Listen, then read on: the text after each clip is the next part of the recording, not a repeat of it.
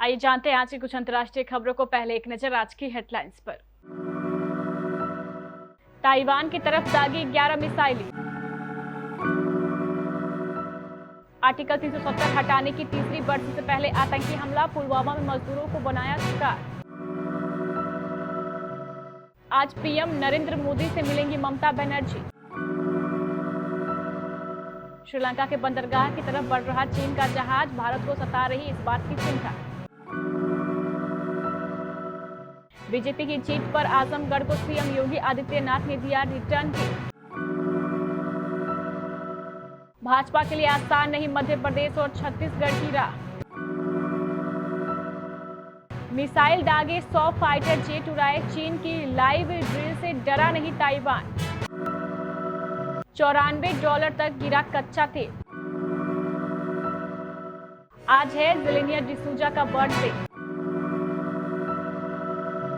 और 7वें दिन भारत ने जीते 2 मेडल।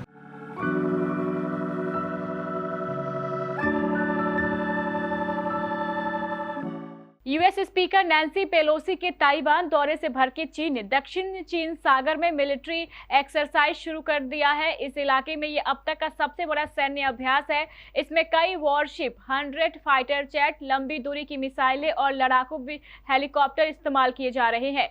चीन ने इस एक्सरसाइज को लाइव फायरिंग नाम दिया है। पुलवामा के गदूरा इलाके में आतंकियों के ग्रेनेड अटैक में एक प्रवासी मजदूर की जान चली गई, वहीं 2 मजदूर घायल हो गए।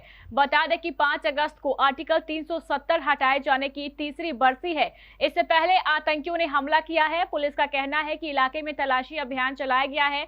मारे गए मजदूर की पहचान मोहम्मद मुमताज के रूप में हुई है, जो कि बिहार के सकवा परसा का रहने वाला था। घायलों का इलाज पुलवामा के जिला अस्पताल में चल रहा है। पश्चिम बंगाल की सीएम ममता बनर्जी आज पीएम नरेंद्र मोदी से मुलाकात करने वाली है। वह इस समय दिल्ली की 4 दिवसीय यात्रा पर है। उनकी यह मुलाकात पश्चिम बंगाल के जीएसटी के बकाये सहित विभिन्न मुद्दों पर चर्चा के लिए बताई जा रही है।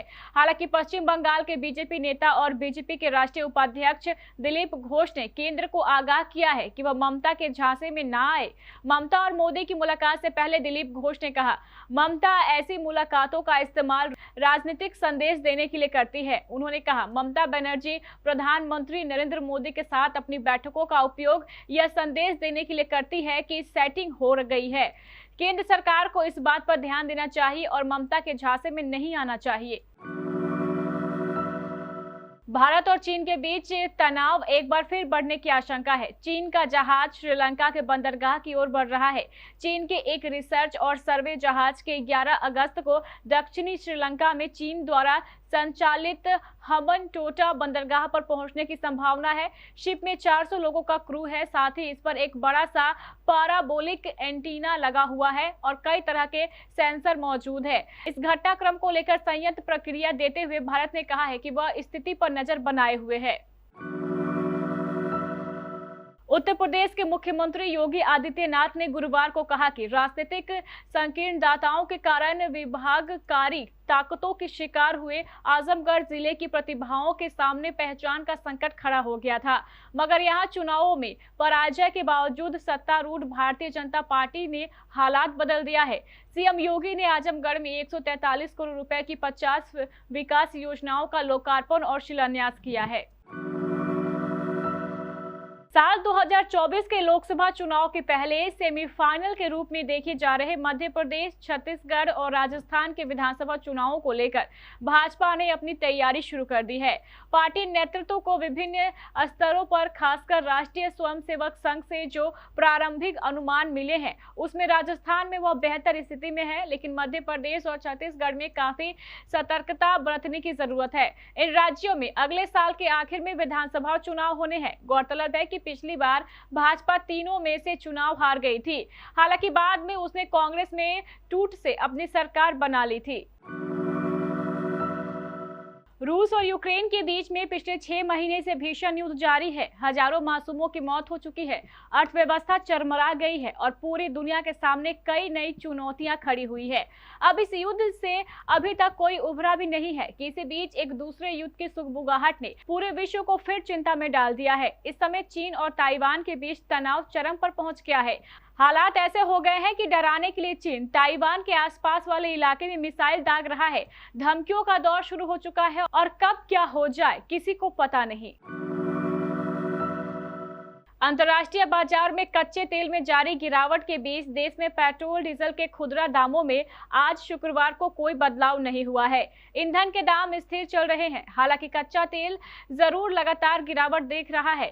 गुरुवार को ब्रेंट क्रूड फरवरी के बाद से अब तक के अपने निचले स्तर पर पहुंच गए थे। बाजार में इन्फ्लेशन का वैश्विक अर्थव्यवस्था में वृद्धि और मांग पर असर के डर से क्रूड ऑयल कमजोर हुआ है। बॉलीवुड में अगर किसी को क्यूट, चुलबुली और नटखट एक्ट्रेस कहा जाता है तो वह कोई और नहीं बल्कि एक्टर रितेश देशमुख की पत्नी जेनेलिया डिसूजा है। जेनेलिया 5 अगस्त को अपना बर्थडे सेलिब्रेट कर रही हैं। जेनेलिया वैसे तो सोशल मीडिया पर भी खूब छाई रहती हैं, लेकिन क्या आपको पता है जेनेलिया ने 15 साल की उम्र में ही इंडस्ट्री में कदम रख दिया था। अमिताभ बच्चन संग एक एड में यह नजर आई थी। बस रातों रात वह स्टार बन गई थी। बर्मिंघम में चल रहे कॉमनवेल्थ गेम 2022 में भारतीय खिलाड़ियों का शानदार प्रदर्शन जारी है। गेम्स के 7वें दिन 4 अगस्त को भारत ने 2 मेडल अपने नाम किए, जिसमें एक गोल्ड और एक सिल्वर मेडल शामिल था। इन 2 मेडल्स की बदौलत अब भारत के पदकों की कुल संख्या 20 तक पहुंच गई है। देर रात मुरली श्रीशंकर ने लॉन्ग जंप में भारत के लिए सिल्वर मेडल जीता। फाइनल में मुरली श्रीशंकर ने 8.8 मीटर की बेस्ट छलांग लगाकर यह उपलब्धि हासिल किया। मौजूदा कॉमनवेल्थ गेम्स के एथलेटिक्स इवेंट में भारत का यह दूसरा मेडल है। इससे पहले तेज सुवन शंकर ने हाई जंप में ब्रॉन्ज मेडल जीता था।